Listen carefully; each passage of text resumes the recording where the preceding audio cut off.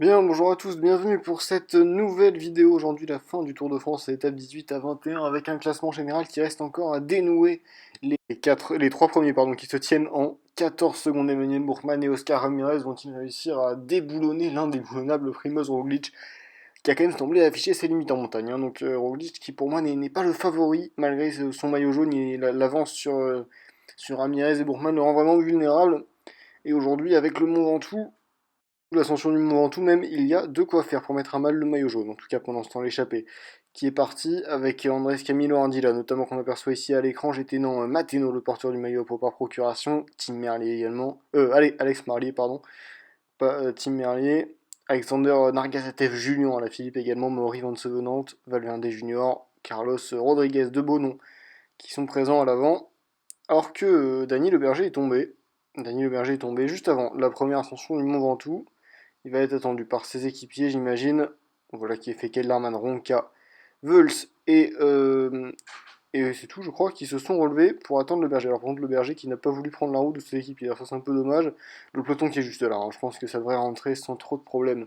Pour le luxembourgeois, à l'avant Valverde Junior, Ardila et Nargazatev, toujours à la Philippe intercalée.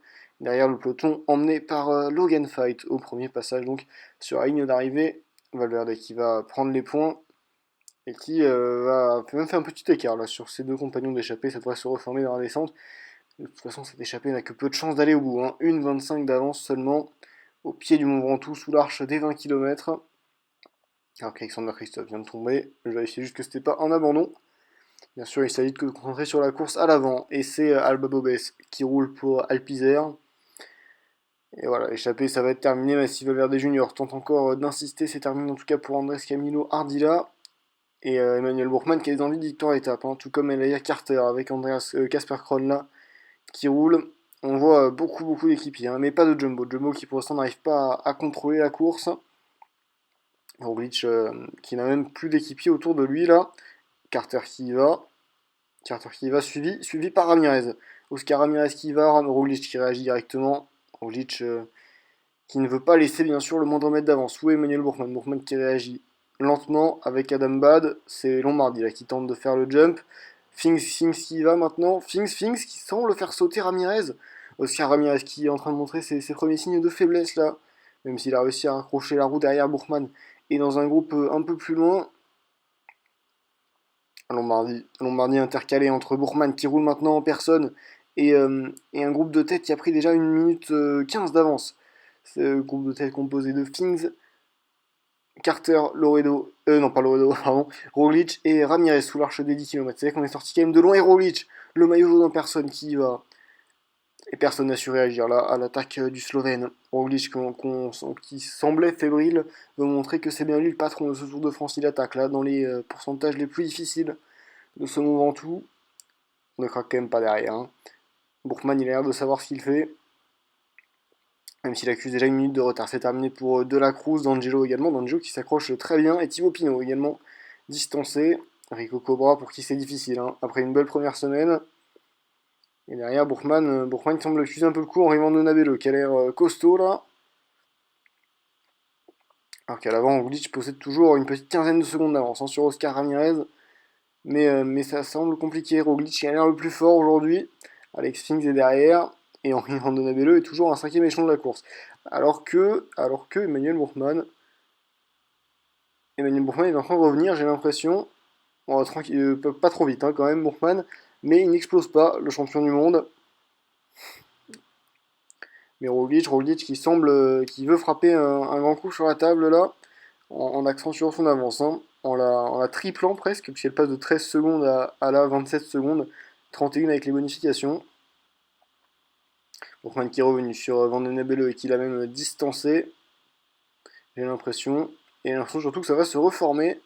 L'attaque de Ramirez qui va une nouvelle fois être reprise. Seul Roglic arrive à résister là. Au retour, des favoris. Alors que Bourgman, regardez derrière, qui est même en train de contrer Ramirez. Impressionnant, Emmanuel Bourgman qui en avait vraiment bien gardé sous la pédale là.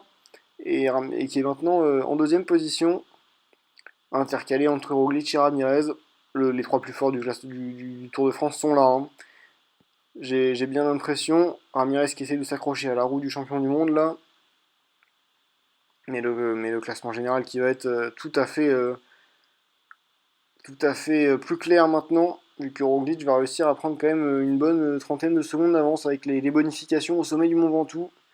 Le Slovène qui va passer sous la flamme rouge et qui va se rapprocher d'un cinquième titre sur le Tour de France, d'un cinquième titre consécutif. Il dépasserait ainsi Christopher Froome.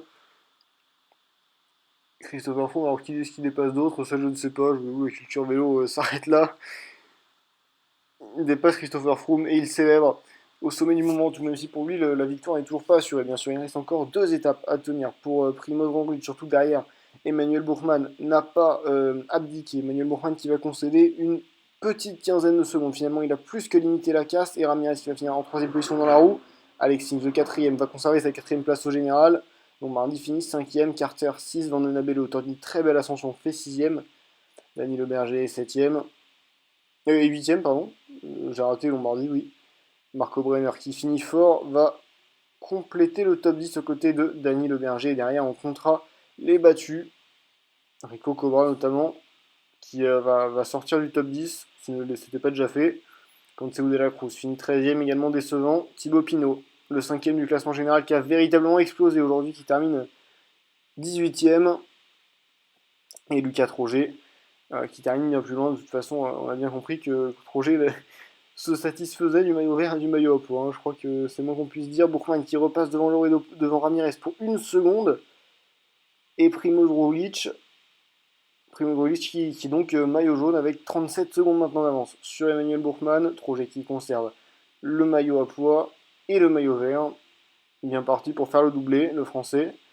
Marco Brenner, lui, est toujours maillot blanc. Et Alpizère, meilleure équipe. Alpizère qui a vraiment la meilleure équipe en montagne et ça semble pour l'instant profiter à Buchmann, qui arrive à bien limiter la casse et à finir fort les ascensions. Alors que maintenant on arrive avec l'arrivée aux Deux Alpes pour l'avant-dernière étape de montagne de ce Tour de France. Pour faire craquer Roglic, c'est aujourd'hui ou demain qu'il faut attaquer. Aujourd'hui on peut vraiment attaquer de loin. On a 3 difficultés là qui s'enchaînent sans un mètre de plat avant l'arrivée aux Deux Alpes, avec le col le plus dur qui est situé le plus loin de l'arrivée. L'échappée qui repart avec Valverde Junior qu'on avait déjà vu hier à l'avant. Et ça roule derrière cette échappée, parce que j'ai l'impression qu'il y a Alex Fings à l'avant, oui, donc ça forcément ça ne plaît pas au peloton. Et Jumbo qui essaye de rappeler tout le monde à l'ordre là. On va attendre que l'échappée soit définitivement formée. Ce qui semble être le cas. Marston, Maoli, Arnaud, Denk, Ardila, Ulissi, Martinez, si j'ai bien vu, était notamment à l'avant. De toute façon, cette échappée, elle n'a pas fait long feu.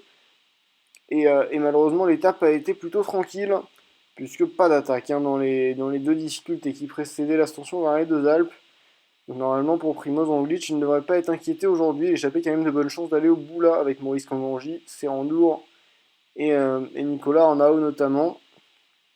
Le peloton emmené par l'équipe Kolpak. C'est vous dire, quand c'est l'équipe du quatrième qui emmène, on a bien compris que les 3 premiers n'avaient pas forcément envie de se battre. C'est terminé pour Arnaud, c'est terminé pour Ardila, c'est terminé pour Maoli. Il ne reste plus que Kangangi et Serrandour là à l'avant sous l'arche des 5 km. Ils ont fait le plus dur, j'ai envie de dire, de cette ascension. Ils vont avoir fait le plus dur. Puisqu'on a passé là les pourcentages noirs. Alors que derrière on a une attaque de Alex Fings qui attaque dans un groupe avec le maillot jaune, Roglic et Carter, où sont Buchmann et Ramirez. Ils sont là. Ramirez porteur du maillot de la montagne par procuration maintenant. Les 3 premiers généraux qui ont un maillot distinctif et c'était là Carter qui a l'air le plus fort. Le 5ème maintenant de général, puis il y a doublé Pinot qui tente d'y aller pour revenir sur Alex Fings notamment. À l'avant ça a l'air compliqué pour Serrandour et Kangangi. Et Buchmann qui réagit. Pour l'instant Roglic qui s'accroche. Mais Roglic, attention, Primoz Roglic qui a l'air en défaillance là, enfin il y a les cinématiques de défaillance. Après les 2 autres l'ont aussi. Donc on s'enflamme un petit peu pour rien. Buchmann, attention, Buchmann qui est sorti au tir des 2 autres, deux autres membres du podium arrive à réagir. Est-ce que Buchmann peut aujourd'hui faire le rapprocher au général? J'ai l'impression qu'il n'arrive pas à sortir à la faveur des échappées là. Terrible pour Kangangi et Serrandour qui vont se faire attraper quasiment sous la flamme rouge. Et Buchmann qui a l'air bien parti pour reprendre un peu de temps aujourd'hui. On disait que l'étape serait tranquille. Finalement non. Buchmann qui, au sprint, devrait réussir à s'adjuger la victoire. Et derrière, Roglic qui a un peu craqué. On va regarder combien de temps il va perdre. Attention à Ramirez. Ou non, Bourkman, terrible. Emmanuel Bourkman qui va se faire sauter sur la ligne. Ramirez qui est deuxième, qui va prendre le maillot jaune pour une seconde devant Emmanuel Bourkman. Roglic est quatrième et Roglic qui a complètement craqué aujourd'hui, qui a concédé plus de 50 secondes. Incroyable, hein, Primoz Roglic là, qui n'a pas réussi à suivre. Et donc, à 2 jours de l'arrivée, une étape de montagne, Oscar Ramirez et maillot jaune. Emmanuel Bourkman est deuxième à 1 seconde. Et Primoz Roglic est troisième à 18 secondes. Ça pourrait bien se jouer sur les Champs-Élysées, tout ça. Hein. Un sprint, imaginez un sprint entre les 3 premiers du général pour le maillot jaune à Paris. Pour l'instant, c'est Oscar Ramirez qui présente un tout petit avantage. 1 seconde d'avance. Je sais même pas quoi dire, tellement c'est infime. Mais l'étape reine du Tour, elle est là, hein, entre le Bourdoisan et Morzine. Une arrivée en descente, certes, mais 5 difficultés.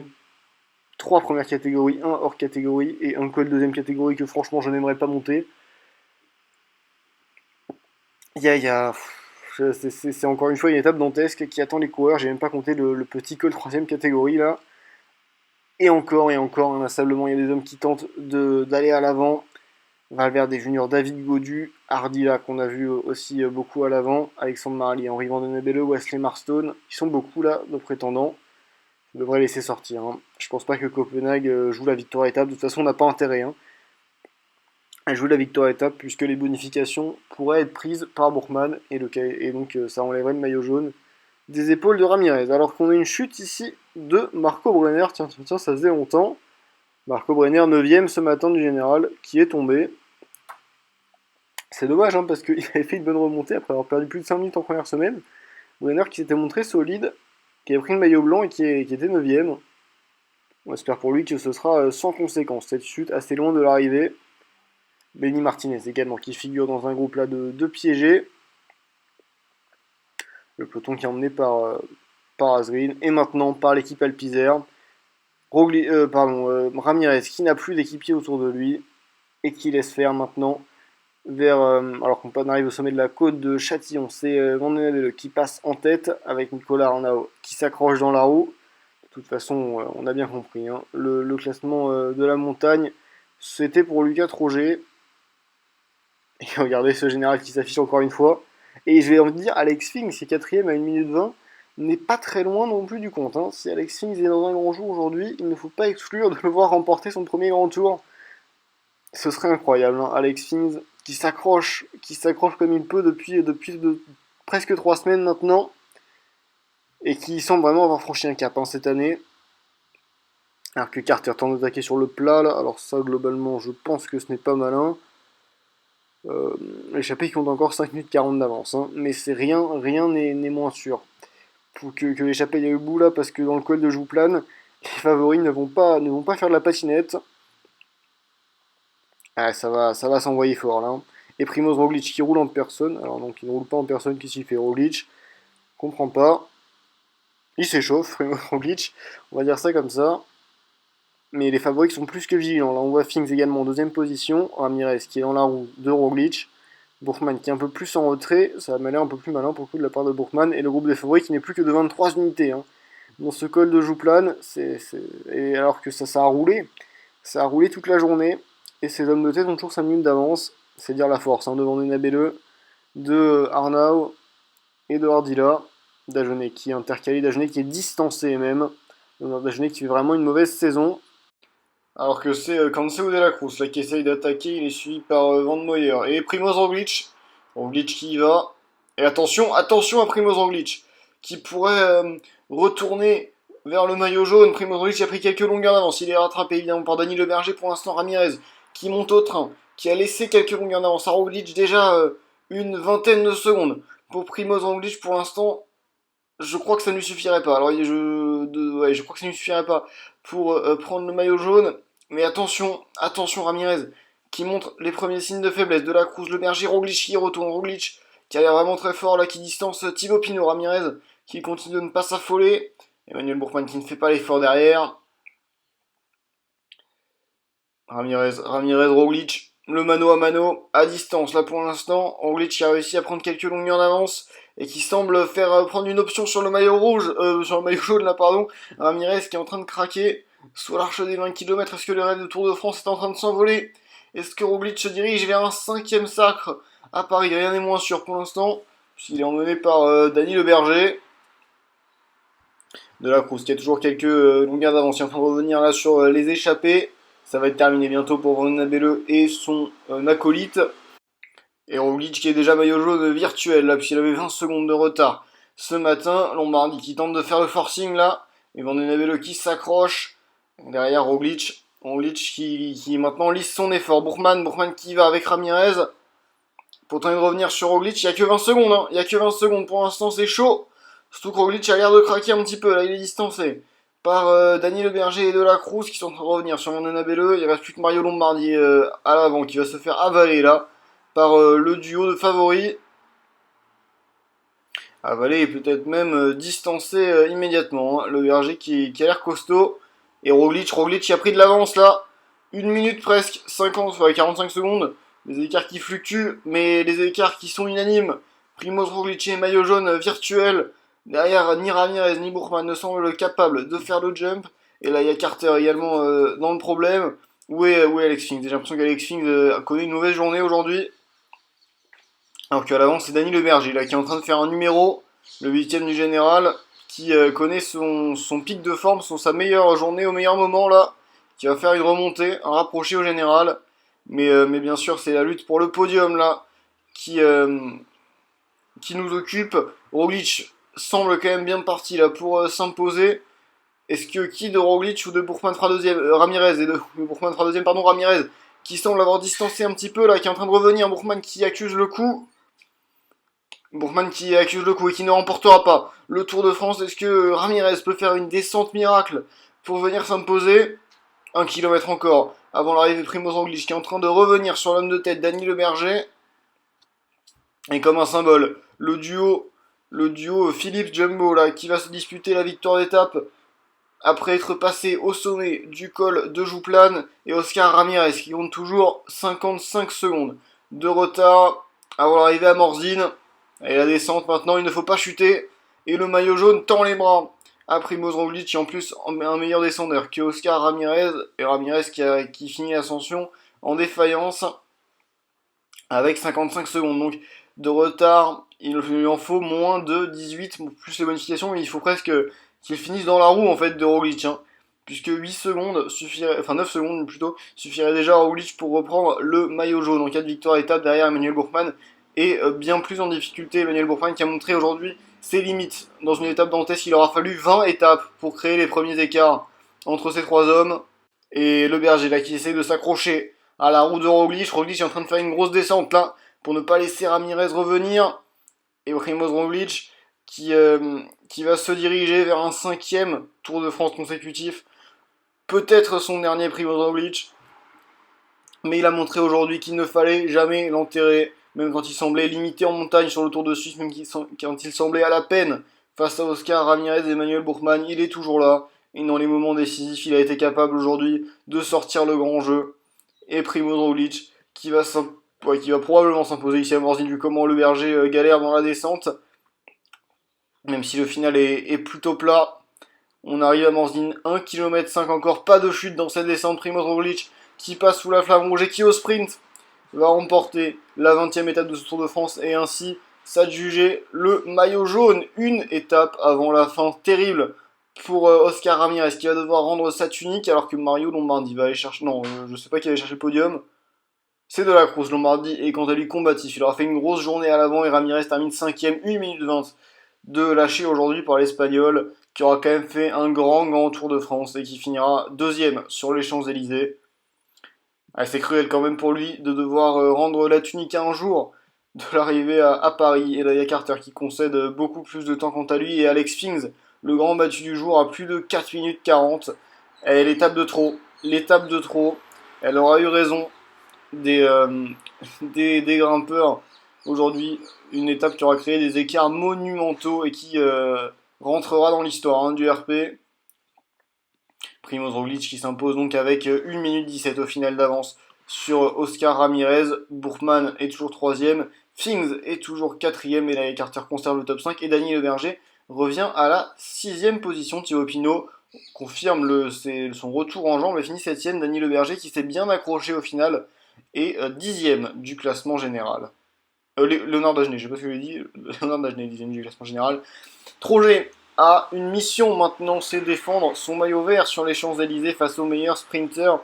Je crois qu'il faudrait que Pilansky s'impose et fasse des sprints intermédiaires ou que Johnson prenne des points. En tout cas, c'est pas encore gagné pour Lucas Troget, malgré ses 3 victoires d'étape et ses nombreuses échappées qui lui ont permis de prendre des points sur les sprints intermédiaires.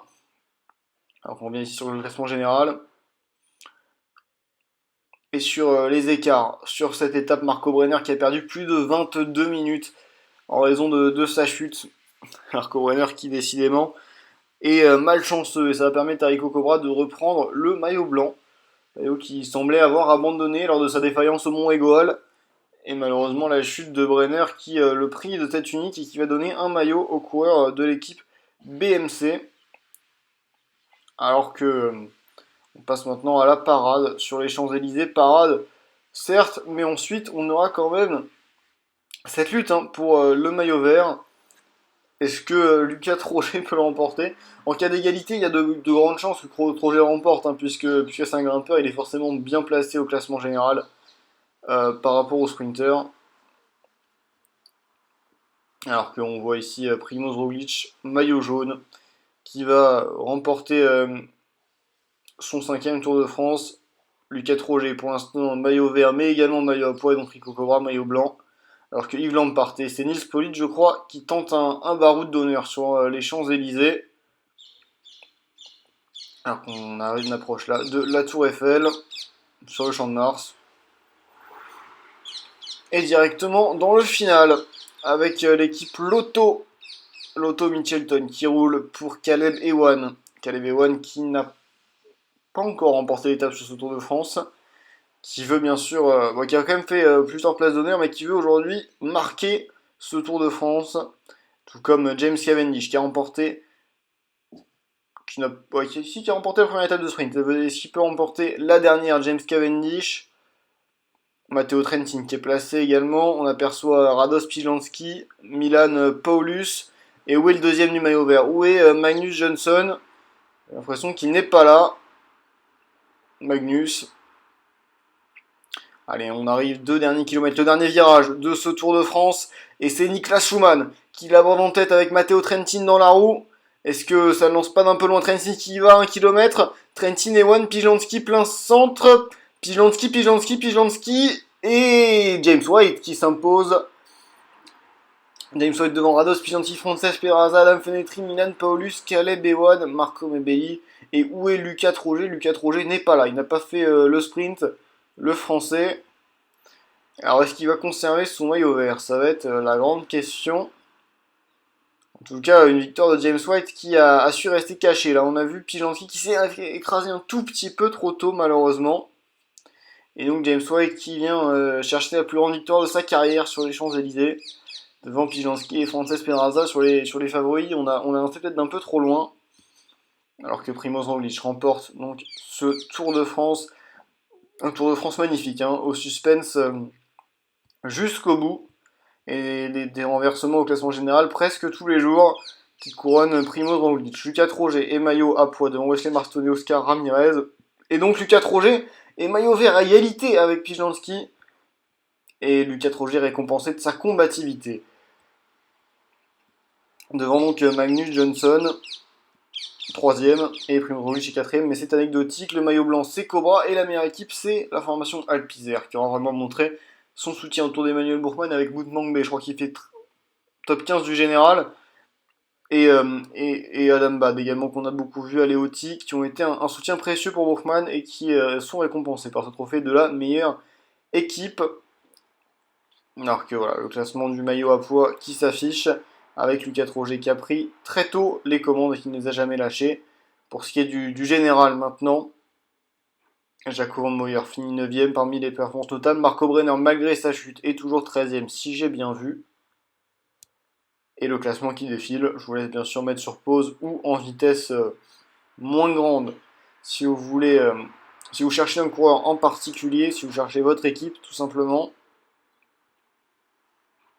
Et ce tour qui se termine avec, avec 167 coureurs. Pas tant d'abandon que ça, mais on notera quand même le duo Sky Carty Yates qui a abandonné la même étape et l'abandon également de Alexei Sayoun qui était jusqu'alors quatrième du général. Alors il n'a peut-être pas tenu le top 4 mais il aurait pu faire un grand Tour de France, un abandon qui est dommageable pour lui. Pour ce qui est du maillot vert, on l'a dit, donc Trojet à égalité avec Pijanski. Et le maillot blanc, c'est Cobra, 12 minutes finalement devant Brenner à cause de la chute de l'Allemand qui décidément, pourtant faisait vraiment un beau Tour de France, hein, je dois dire, sans les deux chutes. Et Ineos est la dernière équipe d'assez loin. Je pense que c'est à l'image de leur saison. En attendant, moi je vous souhaite une bonne journée, je vous dis à demain pour les JO.